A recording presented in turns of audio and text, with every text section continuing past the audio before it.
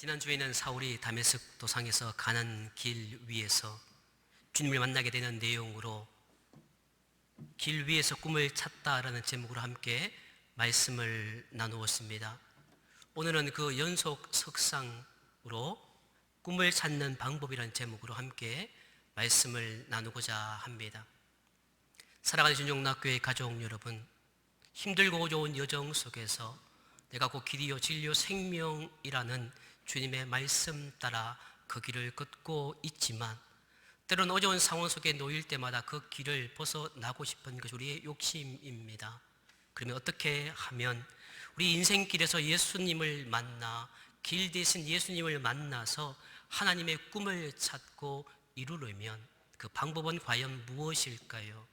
오늘 성경은 첫 번째로 말씀을 통해 생각이 변화되어야 한다라고 말씀해 주고 있습니다. 지난주에 함께 말씀을 나누었던 사도행전 9장 2절 말씀을 제가 다시 한번 읽어드립니다. 다메섹으로 해당에 가져갈 공문을 청하니 이는 만일 겉으로 도를 따르는 사람을 만나면 남로를 막론하고 결박하여 예루살렘으로 잡아오려 함이라. 아멘. 정말 사도 바울은 예수님 만나기 이전 사울에서는 자기의 어떤 도를 믿고 있었던 사람이지요. 자기의 생각과 자기의 신념에 가득 찼던 그러한 사람이었습니다. 사울은 얼마나 오만한 사람입니까? 그런데 그가 예수를 만나서 사울아 사울아 라는 그 주님의 부르심이 바로 말씀을 만나는 것이지요. 그 말씀을 만나서 사울의 생각이 변화됩니다. 자기가 옳다고 믿었던 모든 생각과 신념이 잘못되었다는 것을 깨닫게 되지요. 많은 사람들이 이 신념과 신앙을 혼돈하며 살아갑니다. 그것이 무엇인지를 잘 모르고 살아갈 때가 참 많습니다. 자신이 가지고 있는 종교적 신념을 신앙이라고 생각을 하지요. 그래서 그 신념을 결코 포기하지 않습니다. 그러나 옳고 그름을 판단하는 것은 오직 하나님의 말씀뿐입니다. 옳고 그름을 판단하는 것은 자기의 신념과 생각이 아니지요. 사실 이 신념과 신앙에는 아주 본질적인 차이가 있습니다.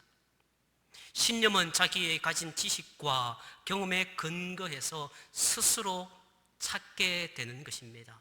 내가 부모님 밑에서 자라서 그 부모님의 어떤 영향을 받고 가지게 했던 생각과 사고, 그리고 학교라는 세상을 통해서 만나는 그 세상의 어떤 학문과 만난 사람을 통해서 가졌던 경험들, 그 어떤 자기 주관적인 자기 생각으로부터 얻어지는 것이 신념이지요. 그러나 신앙은 오직 하나님의 은혜로만 얻어지는 것입니다.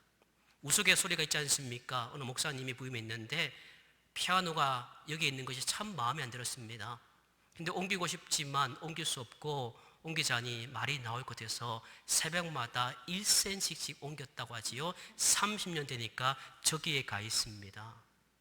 왜냐하면 그 신념 때문에 여기에 있어야 된다고 주장하는 분들이 있지요. 꼭 이곳에 무언가 있어야 된다는 것입니다. 꼭 무언가 저 사람이 되어야 된다는 자기의 신념과 사고에 가득 차 있게 되지요. 사울이 그러한 사람이었습니다. 자기가 배웠던 모든 학문이 얼마나 위대했던 학문입니까? 그가 가브리엘 문화 속에서 자랐던 그 세상적인 지식을 통해서 그는 도를 알고 있었지요. 자기만의 도입니다. 그러나 예수님의 도를 그렇게 모르기 때문에 그 도를 주장하는 자들을 쫓아가기 위해서 그는 삶을 투자하고 있었습니다. 그런데 중요한 것은 여러분, 우리가 살아가면서 신념은 우리를 마지막 때에 저 하늘나라로 인도하는, 구원으로 인도하는 열쇠가 되지 못합니다.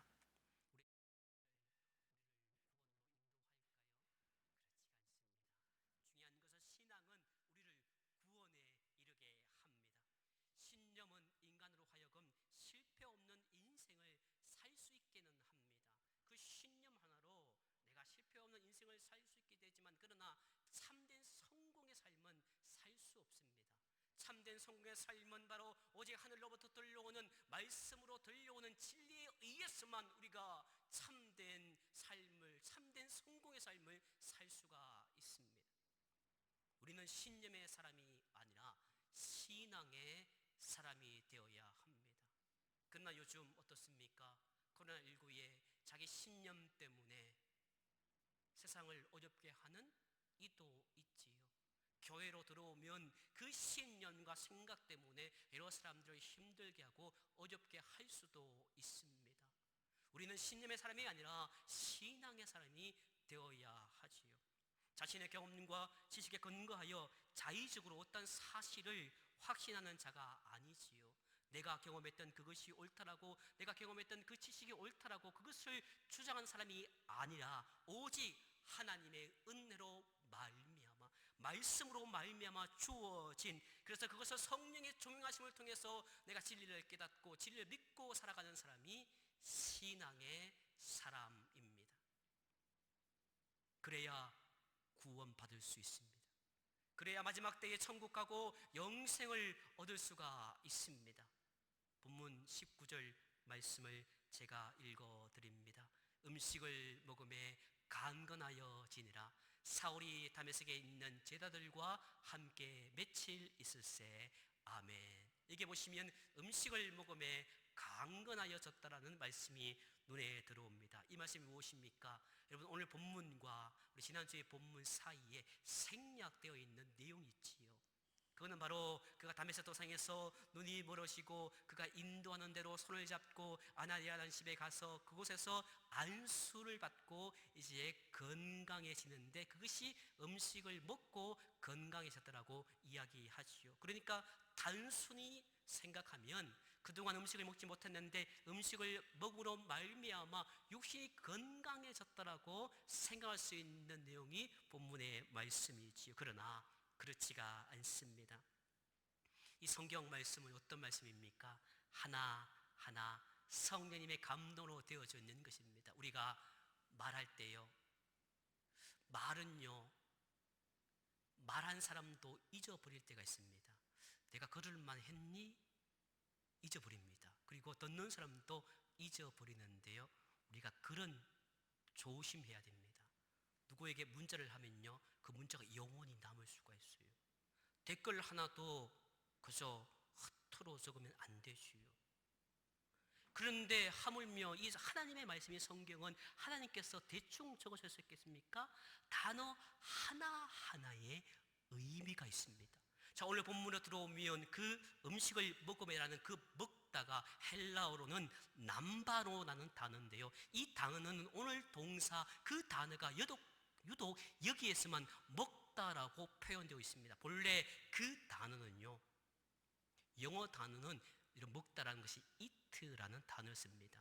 그런데 오늘 이 본문을 번역했던 영어 성경에는 receive라는 단어를 쓰시요. 그 말이 뭡니까? 무언가 받다, 무언가 얻다, 무언가 내가 영접한다는 것입니다. 여기에는 먹다라고 되어 있는데 그렇지가 않다는 것이지요. 내가 영접하고 내가 받고 내가 얻었다, 내가 뭔가 취했다라는 단어의 뜻입니다. 자, 그러면 오늘 왜 본문에서 이 단어를 사용하고 있을까요? 그것은요, 바로 단순한 음식을 먹지 않았다라는 것이죠. 그저 음식을 하나 먹는 것으로 끝나지 않았음을 말씀해 주고 있습니다. 음식을 먹지만 그 음식을 통해서 다른 무언가를 취하기 위해서 먹었다라는 말씀이지요. 자, 여러분 한번 보십시오. 전에는 사울이 어떤 사람이었습니까? 음식을 먹고 어떤 일을 했습니까? 가브리엘 문화성에서 공부하고 이제 음식을 먹고 매일 아침 일찍 음식을 먹고 어디로 갔습니까? 예수님을 믿는 사람을 잡아 죽이려고 그는 음식을 먹고 달리고 또 달렸습니다. 육신의 욕구를 위해서 많이 먹었을 것입니다. 육신의 욕구를 위해서 맛있게 먹고 즐겁게 먹었을 것입니다. 그러나 지금 먹는 음식은 그렇게 먹는 것이 아니라는 것이지요. 그것은 바로 새 생명을 취하기 위해서 먹는 것입니다. 사울아 사울아 했던 그 예수님을 만났던 그 이후에 바울은 이제 새 생명을 취하기 위해서 그는 매일 음식을 먹게 되었다라는 말씀입니다. 여러분, 저도 50대 초반이지만 여기 계시고 우리 영상으로 예배드리는 분들 가운데는 어르신들 있지 않습니까? 지금 젊은이들은 몰라요. 제 딸들도 잘 모를 겁니다. 옛날에 어르신들 밥을 많이 자주 드셨습니까? 아니지요. 너무너무 가난해서 그저 식구들도 지금처럼 한 명, 두 명이 아니지 않습니까? 왜 그렇게 많은지, 심지어는 12명도 있어요. 그러니까 맛있고 뭐 맛나는 거 따질 필요가 없어요. 많이 먹으면 좋아요. 그러니까 한번 밥 나올 때 실컷 먹었으면 좋겠다라는 것이 어른들의 소망이지 않습니까? 근데 지금은 아니에요. 묻고 따집니다. 그래서 이건 먹으면 좋고 저건 먹으면 안 되고 엄마 아빠도 얘야 이거 먹으면 안 돼 따지고 또 따집니다. 우리가 여러분 생각해 보십시오. 그런 음식을 먹을 때 여러분 그런 음식이 있습니까? 그 음식을 먹을 때 하나님과 가까워지고 영적인 생명이 건강해지는 음식 있습니까? 세상에 없습니다. 아무리 좋은 음식을 먹는다고 그 음식을 먹는 것 때문에 신앙생활이 좋아지는 법이 없습니다. 음식과는 신앙생활과는 전혀 관계가 없는 것이지요. 그러나 음식을 왜 먹는가를 아는 것이 중요합니다. 과거에는 이 세상을 잘 살기 위해서 음식을 먹었다면 이제 예수님을 만나고 이제 진정한 하나님의 제자가 되고 사명을 받은 자면 이제부터는 하나님의 일을 위해서 하나님의 영광을 위해서 음식을 먹는다는 것이지요. 사고의 변화입니다. 생각의 변화이지요. 너희가 무엇을 하든지 너희가 무엇을 먹든지 너희가 무엇을 마시든지 하나님의 영광을 위해서 하라는 주님의 말씀처럼 우리가 음식을 먹을 때 건강해서 하나님의 영광을 돌리는 삶을 위해서 먹으라는 것이지요.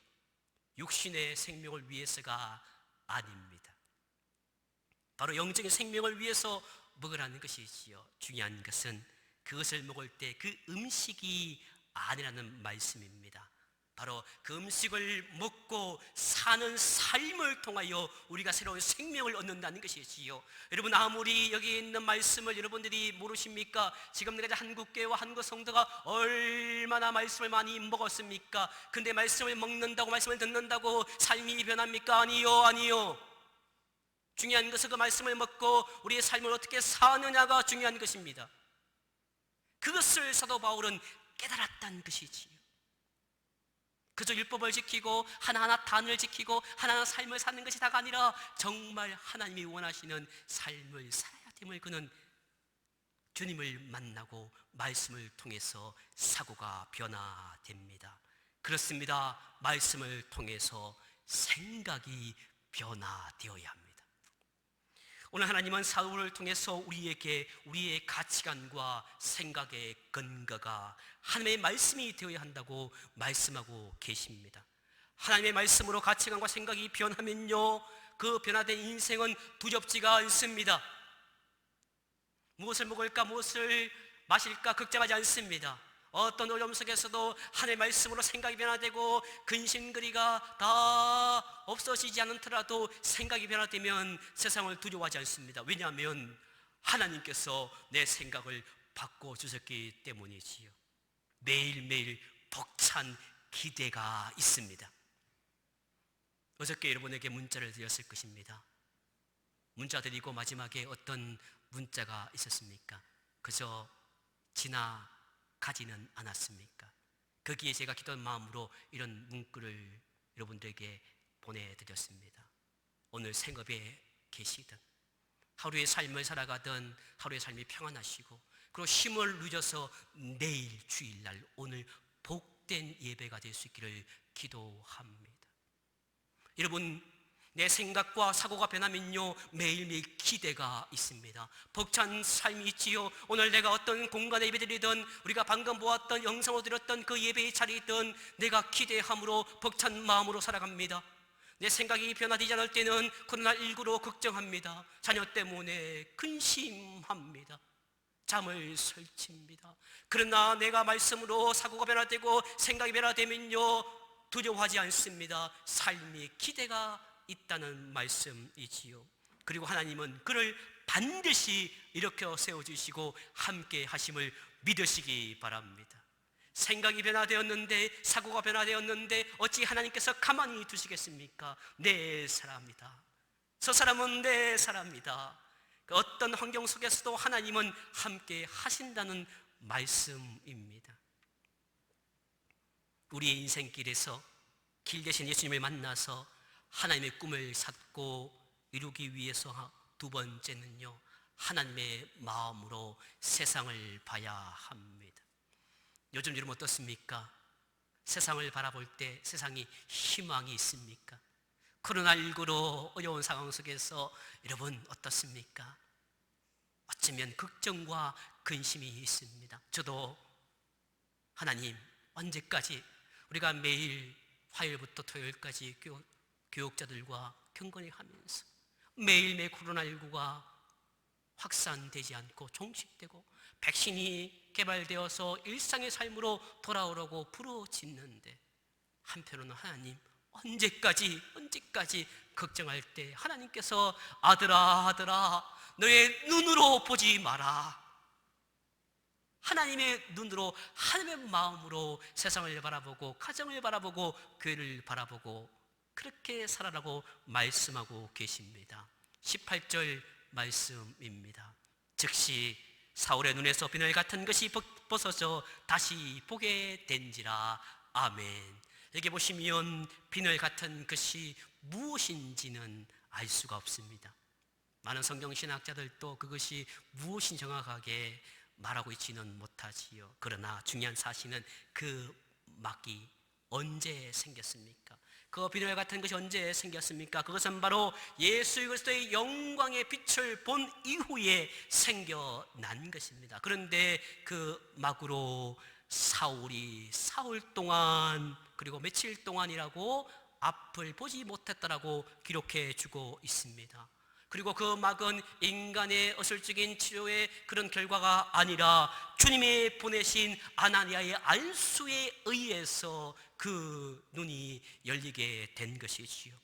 이와 같은 사실을 통해서 우리가 한 가지 중요한 교훈을 얻게 됩니다. 그것은 바로 아나니아의 안수에 의해서만 사울의 눈을 가리고 있던 비늘이, 그 같은 막이 벗어날 수 있었던 것처럼 오직 하나님의 은혜로만, 하나님의 말씀으로만 바로 인간 사람들의 그 영안을 가리고 있던 비늘 막이 벗어질 수가 있다는 것이지요.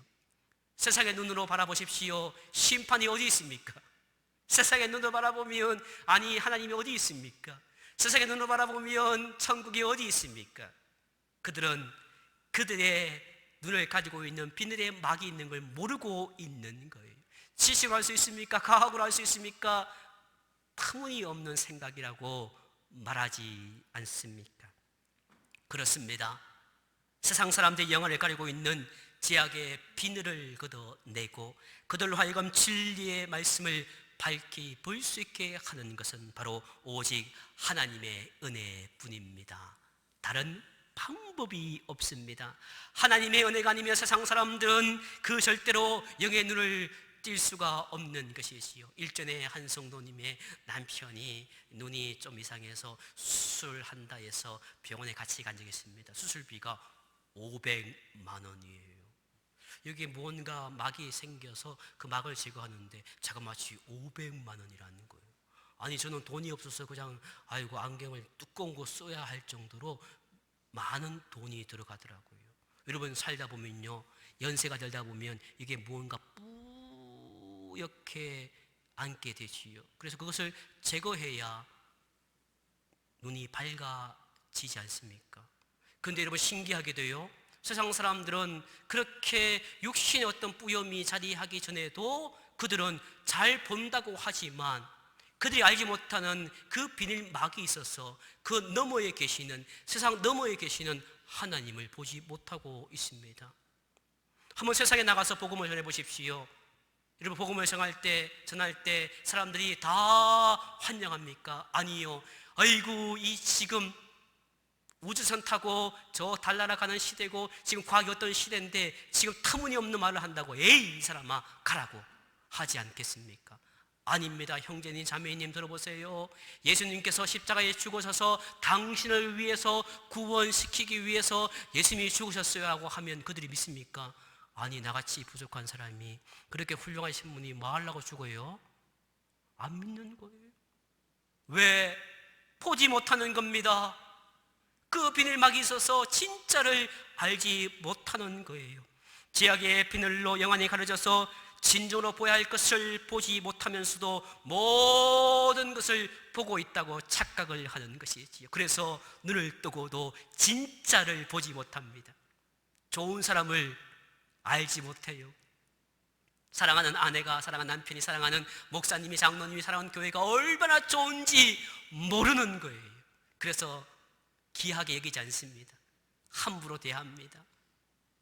세상 사람들이 보지 못하는 것을 똑같이 그들도 보지 못한 채 살아가지요. 그런 사울에게 말씀으로 인해서 그 비늘막이 벗겨지니까 그는 드디어 보이지 않는 세상을 볼 수 있는 믿음이 그에게 오게 됩니다. 사랑하는 영락의 가족 여러분, 주님께서 요한복음 9장 39절 말씀에서 이렇게 일찍이 말씀해 주셨습니다. 예수께서 이러시되 내가 심판하러 이 세상에 왔으니 보지 못하는 자들은 보게 하고 보는 자들은 맹인이 되게 하려 함이라 하시니 아멘. 그렇습니다. 세상의 눈으로는 심판이 보이지 않지요. 그러나 주님께서 이 땅에 오시면 그 말씀으로 인해서 보지 못하는 자들을 내가 보게 하고 본다고 믿는 자들을 내가 눈이 멀게 하리라. 그래서 주님이 오셨다는 거예요. 여러분, 아직도 주님 보고 계시지 못합니까? 지금도 누가 진짜인지 누가 좋은 사람인지 누가 어떤 환경에 있는지 그 너머에 주님 계신지 아직도 보지 못하고 계십니까? 그것은 내가 아직까지도 주님을 만나지 못하고 그 말씀이 내 안에 들어오지 못했다는 증거이지요. 진리를 보지 못하는 자들의 눈을 열어 진리를 보게 하시려고 예수님께서 이 땅에 오셨다는 것입니다. 바로 이러한 주님의 은혜가 있기에 오늘 수많은 사람들이 세상 길로 걸어가다가 주님 만나서 주님의 진정한 진리의 말씀을 깨닫고 하나님을 믿고 살아가는 역사가 있는 것이지요. 오늘 사울처럼 말입니다. 그리고 우리 역시 마찬가지지요.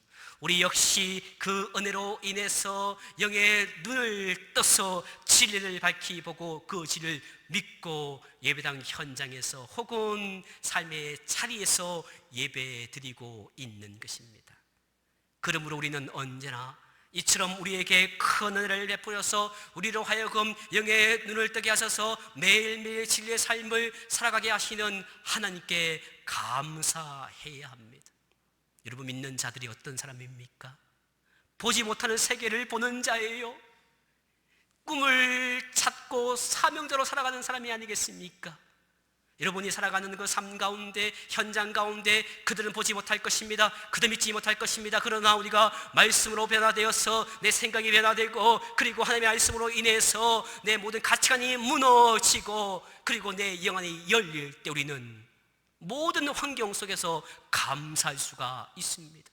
가정에서 한숨이 아니라 가정에서 감사하는 아빠 엄마가 될 수 있고 코로나19의 어려움 속에서도 항상 믿는 자로서 이 세상을 원망하고 이 사람들을 원망하기보다는 감사할 수가 있게 된 것이지요.